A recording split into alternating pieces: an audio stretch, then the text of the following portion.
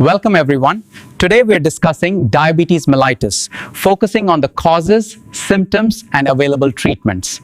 Insulin, secreted by the beta cells in the pancreas, right here in the islets of Langerhans, is vital. It regulates how the body uses and stores glucose. Insulin is a peptide hormone, small protein type hormones secreted by beta cell of the islets of Langerhans in the pancreas.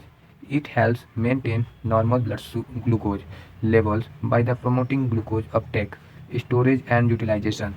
Insulin का main काम है blood में sugar यानी glucose का level normal रखना यानी maintain रखना। ये कैसे करता है? तो ग्लूकोज अपटेक करके इंसुलिन ब्लड से ग्लूकोज को बॉडी के सेल के अंदर मतलब बॉडी वाले शरीर के कोशिका के अंदर भेजता है ताकि वो एनर्जी के लिए यूज हो सके।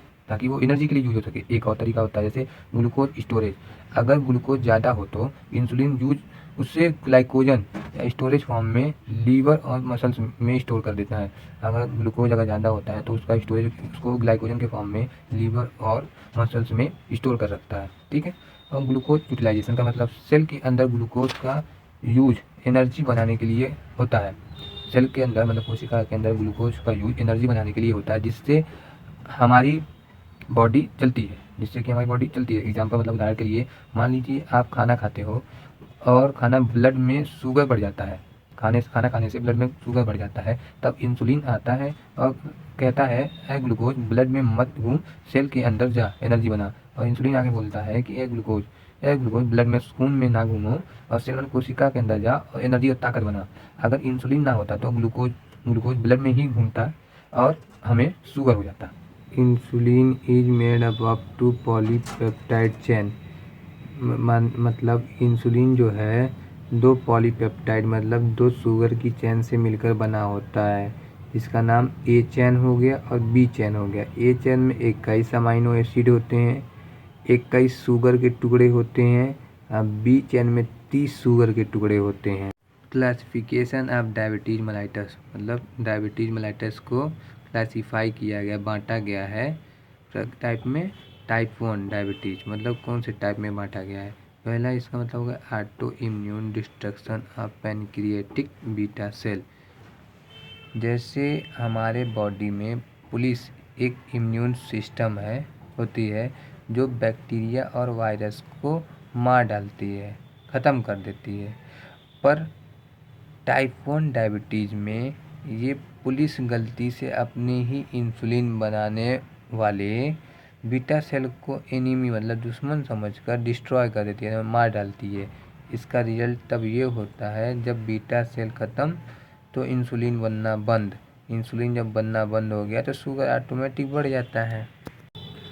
Type 2 diabetes mellitus insulin resistant plus decrease insulin secretion usually in adult association with. इसका मतलब ये हुआ यानी की माने चाबी, एक इंसुलिन को की कहा जाए, सही है। जो चाबी है इंसुलिन वो सही है, पर जो लॉक है सेल रिसेप्टर वो नहीं खुल रहा है। जो चाबी है वो सही है पर लॉक जो है वो नहीं खुल रहा है चाबी से, तो फिर क्या होता है ग्लूकोज अंदर नहीं जा रहा है। जो ग्लूकोज है वो अंदर नहीं जा पा रहा है। इससे क्या होता है ब्लड शुगर बढ़ जाता है। और फिर क्या लिखा यूजुअली इन एडल्ट एसोसिएशन मतलब ये जो बड़े लोग होते हैं, जो मोटे होते हैं, जो बड़े होते हैं, एडल्ट होते हैं, उनमें ये ज़्यादातर आमतौर पे ये देखा जाता है। फिर गेस्टेशनल डायबिटीज मेलाइटस जीडीएम मतलब ड्यू टू पैनक्रियाटिक डिजीज। ये क्या है? एक पैनक्रियाटिक से रिलेटेड डिजीज है, बीमारी है जो ड्रग माने दवा से इंड्यूस और जेनेटिक काज होता है। दवा के कारण भी होता है और जेनेटिक भी होता है। कभी कदार जीडीएम जो है प्रेग्नेंट वोमेन में पाया जाता है जो लेबर के समय उनका डायबिटीज़ शुगर बढ़ जाता है। फिर जो कि टाइप 2 डायबिटीज़ में आता है। फिर उसके बाद समय के दौरान वो धीरे धीरे वो सही भी हो जाता है। आज के लिए बस इतना ही। अब मैं अगले वीडियो में डायबिटीज़ शुगर से रोकथाम के लिए बताऊंगा। इससे क्या परहेज़ करें जिससे हमें शुगर से बचा जा सके। आप हमारे चैनल पे बने रहें। जय हिंद, जय भारत।